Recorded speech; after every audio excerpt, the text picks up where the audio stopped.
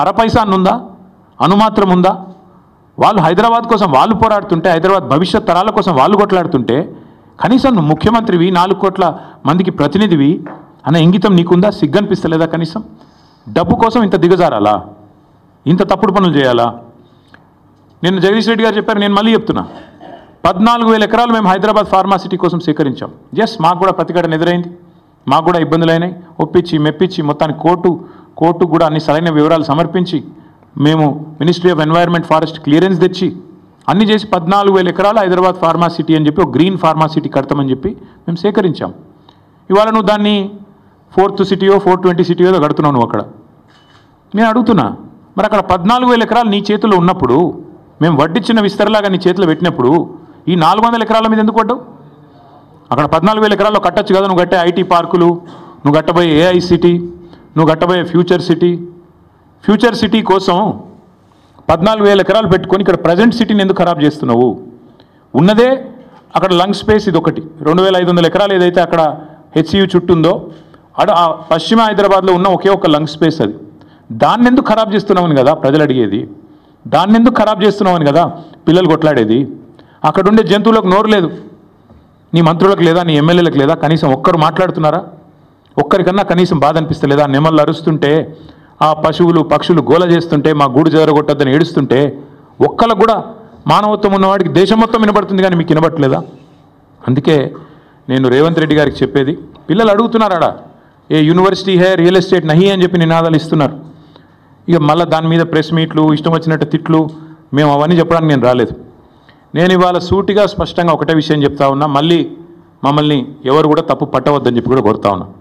మేము మా పార్టీలో కూడా పెద్దలు కేసీఆర్ గారు నిన్న మొన్న మా పార్టీ సమావేశాలు జరుగుతూ ఉన్నాయి జిల్లాల వారీగా. అక్కడ కొంతమంది ముఖ్యుల్ని కేసీఆర్ గారు పిలిపించారు. హైదరాబాద్ సంబంధించి, రంగారెడ్డి జిల్లా సంబంధించి, రాష్ట్రానికి సంబంధించి ముఖ్యులను పిలిచారు. పిలిచి మరి ఇట్లా పిల్లలు ఆందోళన చేస్తున్నారు, మనం ఏం చేద్దాం, ఏం స్టాండ్ తీసుకుంటే బాగుంటుంది అని చెప్పి పార్టీలో కూడా కేసీఆర్ గారు చర్చించారు. చర్చించిన తర్వాత మేమందరం ఒక నిర్ణయం తీసుకున్నాం. ఆ నిర్ణయాన్ని చెప్పడానికే ప్రత్యేకంగా ఈరోజు ఈ ప్రెస్ మీట్ పెట్టడం జరిగింది. మేము అనుకున్నది ఏంటి అంటే, హైదరాబాద్లో ఈరోజు కాదు, మీరు ఒక్కసారి మా ట్రాక్ రికార్డ్ చూస్తే కూడా, మేమేదో కొత్తగా ఇవాళ పర్యావరణ ప్రేమికులు కాలేదు, కొత్తగా మేమేమి మాట్లాడడం లేదు. హైదరాబాద్కి మా ప్రభుత్వం ఉన్నప్పుడు మేము చేసిన ఎఫర్ట్స్ వల్ల ప్రపంచంలో ప్యారిస్, బొగోటా లాంటి నగరాలను తలదన్ని గ్రీన్ సిటీ అవార్డు కూడా 2022లో మన ప్రభుత్వం ఆనాడు హైదరాబాద్ సిటీకి సాధించి పెట్టింది. హరిత విప్లవాన్ని సృష్టించింది తెలంగాణ అని చెప్పి ఆనాడు జాతీయ అంతర్జాతీయ media green revolution mission Kakatiya అనండి, హరితహారం లాంటి కార్యక్రమం నుండి దానివల్ల అద్భుతాలు సృష్టించిన తెలంగాణ అని చెప్పి మరి ఆనాడు జాతీయ అంతర్జాతీయ సంస్థలు రాశాయి. ఇది మీ ప్రభుత్వ రిపోర్టే, మాది కాదు. 7.7% గ్రీన్ కవర్ పెరిగింది కేసీఆర్ గారి ప్రభుత్వంలో అని చెప్పి ఫారెస్ట్ సర్వే ఆఫ్ ఇండియా ఇచ్చిన రిపోర్టు మీ MCRHRD వెబ్సైట్లో ఉంది, ముఖ్యమంత్రి గారు కావాలంటే చూసుకోవచ్చు. 270 కోట్ల మొక్కలు నాటి హరిత విప్లవాన్ని సృష్టించిన ప్రభుత్వం మాది. హైదరాబాద్, కొరియాలో జరిగిన ఒక అంతర్జాతీయ ఈవెంట్లో ప్యారిస్ని, బొగోటాని, మెహికోని వీటన్నిటిని కాదని ఆనాడు అంతర్జాతీయ అవార్డు గెలుచుకున్న సందర్భంగా జాతీయ పత్రికల్లో వచ్చిన వార్తలు.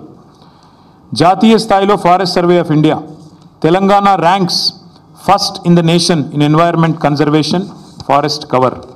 ఇది మా ట్రాక్ రికార్డ్, ఇది మేము సాధించిన విజయాలు. ఇక మళ్ళీ అదే మాట మళ్ళొకసారి, హరితహారం వల్ల మేము HMDAలో చేసిన ఎఫర్ట్స్ వల్ల గ్రీన్ సిటీ అవార్డు వచ్చిన విషయం. అదే మాదిరిగా ఇక ఇది డేటా, ఒక 10 ఏళ్లలో భారతదేశంలో ఏ నగరంలో గ్రీన్ కవర్ పెరిగింది అంటే మెట్రోస్లో. ఇది data, times of India report, ఇది డేటా చూడండి. బొంబాయి, ఢిల్లీ, చెన్నై, అదేవిధంగా కోల్కతా, బెంగళూరు, హైదరాబాద్ ఇవన్నిటిని కలిపి చూస్తే హైదరాబాద్లో అత్యధికంగా గ్రీన్ కవర్ పెంచింది తెలంగాణ ప్రభుత్వం కేసీఆర్ గారి హయాంలో అని మరి జాతీయ స్థాయిలో వచ్చిన రిపోర్ట్స్. ఇక ఎంత పెరిగింది, ఎన్ని స్క్వేర్ కిలోమీటర్లు పెరిగింది తెలంగాణలో అంటే ఇదొక రిపోర్టు.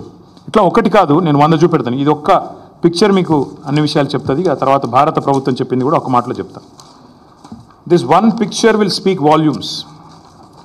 భారతదేశంలోని 28 రాష్ట్రాల్లో ఎక్కడ గ్రీన్ కవర్ పెరిగింది అంటే ఇగో this is Telangana and the growth, decadal growth of green cover in Telangana.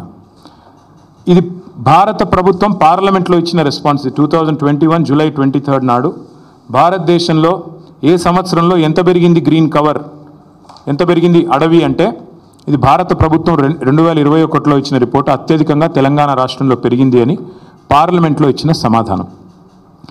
బయోడైవర్సిటీని Telangana ప్రభుత్వం ఎట్లా కాపాడుతుంది అని చెప్పి వచ్చిన వార్తలు. అన్నిటికీ మించి మేమేదో ఒక హైదరాబాద్లోనే చేయలేదు. తెలంగాణలో మా ప్రభుత్వం ఉన్నప్పుడు ప్రతి పల్లెలో పల్లె ప్రకృతి వనాలు పెట్టి, చిన్న పల్లె కూడా 19,472 పల్లె ప్రకృతి వనాలు పెట్టింది కేసీఆర్ గారు. మొత్తం 13,657 ఎకరాల్లో పల్లె ప్రకృతి వనాలు పెట్టింది. పల్లెల్లో కూడా పచ్చదనాన్ని పెంచింది మా ప్రభుత్వం. మండల స్థాయిలో 2011 బృహత్ ప్రకృతి వనాలు పెట్టింది. మొత్తం 6,298 ఎకరాల్లో ఆనాడు కేసీఆర్ గారి ప్రభుత్వం. హైదరాబాద్ చుట్టూతా 108 అర్బన్ లంగ్ స్పేసెస్ క్రియేట్ చేసి వాటిల్లో కూడా మరి వేలాది ఎకరాల్లో ప్రజలకు కండ్లకోయ ఆక్సిజన్ పార్క్ కావచ్చు, ఉప్పల్ వైపు కావచ్చు, మీరు ఎటువైపులా పోయినా మొత్తం 108 అర్బన్ లంగ్ స్పేసెస్ క్రియేట్ చేసింది కేసీఆర్ గారి ప్రభుత్వం. అట్లాగే 1,00,000 పైచిలుకు పంచాయతీరాజ్ రహదారుల వెంబడ అవెన్యూ ప్లాంటేషన్ చేయడం జరిగింది. 12,000 కిలోమీటర్ల పైచిలుకు R&B రోడ్ల వెంబడ కూడా మరి మల్టిపుల్ అవెన్యూ ప్లాంటేషన్ చేయడం జరిగింది. ప్రతి ఊర్లో నర్సరీ ఉన్న ఒకే ఒక్క రాష్ట్రం భారతదేశంలో తెలంగాణ.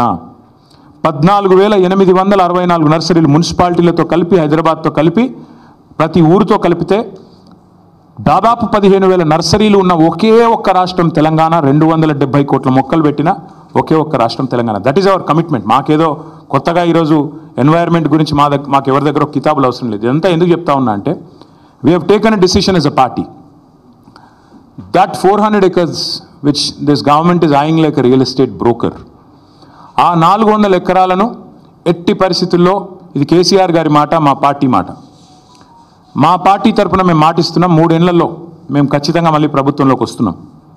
ప్రభుత్వంలోకి వచ్చిన తర్వాత మేము ఆ 400 ఎకరాలని మొత్తం హైదరాబాద్లో, మొత్తం తెలంగాణలోనే అతి పెద్ద ఈకో పార్క్గా ఏర్పాటు చేస్తాము. ఇప్పుడే నేను స్పష్టంగా చెప్తా ఉన్నా, ఈరోజు ఎవరైనా రేవంత్ రెడ్డి విసిరే బిస్కెట్ల కాశపడి, రేవంత్ రెడ్డి చెప్పే మాటల కాశపడి ఆ ల్యాండ్ 1 ఇంచ్ ఎవరన్నా కొనుక్కున్నా మళ్ళీ కుండ బద్దలు కొట్టినట్టు చెప్తున్నా, మమ్మల్ని తర్వాత అనొద్దు. ఖచ్చితంగా ప్రతి ఇంచ్ తిరిగి వెనక్కి తీసుకుంటాము. ఒక అద్భుతమైన ఈకో పార్క్, ఎట్లా అయితే ఒక సెంట్రల్ పార్క్ ఉంటుందో మ్యాన్హాటన్లో, ఆ స్థాయిలో ఒక అద్భుతమైన ఈకో పార్కును హైదరాబాద్ ప్రజలకి గిఫ్ట్గా అందిస్తాము. అటు సెంట్రల్ యూనివర్సిటీ విద్యార్థులకు ఆ గిఫ్ట్గా ఉంటుంది, హైదరాబాద్ ప్రజలకు కూడా ఇది ఒక గిఫ్ట్గా ఇస్తాము. ఇది మా కమిట్మెంట్, ఇది మా బాధ్యత. హైదరాబాద్ ప్రజలు మా ఓట్లేసి గెలిపించారు. మొన్నటి ఎన్నికల్లో కూడా ఏకపక్షంగా కాంగ్రెస్కి 1 సీట్ ఇవ్వకుండా గెలిపించారు. So we're committed to protecting environment in the city of Hyderabad, in the state of Telangana. ఆ 400 ఎకరాలు పొరపాటున కూడా ఎవరు కొనవద్దు. కొంటే మీరు నష్టపోతారు. మమ్మల్ని తర్వాత తప్పుపడ్డద్దు. ప్రభుత్వంలోకి వచ్చిన తర్వాత కాదు, 3 ఏళ్ల ముందు చెప్తున్నాము. మమ్మల్ని తర్వాత అనవద్దు. ముందే చెప్తున్నాము, ఈ ప్రభుత్వం రియల్ ఎస్టేట్ విస్తరణ కాంక్షతో పనిచేస్తోంది. మేము మాత్రం భవిష్యత్ తరాల కోసం ఆలోచిస్తున్నాము. A politician thinks about next election, a statesmen thinks about next generation. అందుకే మా నాయకుడు కేసీఆర్ గారు చెప్పారు, వచ్చే తరాల కోసం ఆలోచించాలి. ఆ 400 ఎకరాలు, ఎందుకంటే మొన్నటిదాకా కోర్టు డిస్ప్యూట్లో ఉంది కాబట్టి మేమే కొట్లాడినాం కోర్టులో కూడా. ప్రైవేట్ వ్యక్తులది కాదు, ఆ ల్యాండ్ ప్రభుత్వాంది. మేమే కొట్లాడుతూనే ఆ ల్యాండ్ తిరిగి ప్రజలకు వచ్చింది. ఇవాళ అదేదో రియల్ ఎస్టేట్ కింద అమ్ముకోవడానికి కాదు మేము కొట్లాడింది. ఆ ప్రాంతంలో పర్యావరణ పరిరక్షణ జరగాలి. ఆ ప్రాంతంలో ఒక అర్బన్ లంగ్ స్పేస్ ఉండాలి. ఢిల్లీ మాదిరిగా మన నగరం మారొద్దు.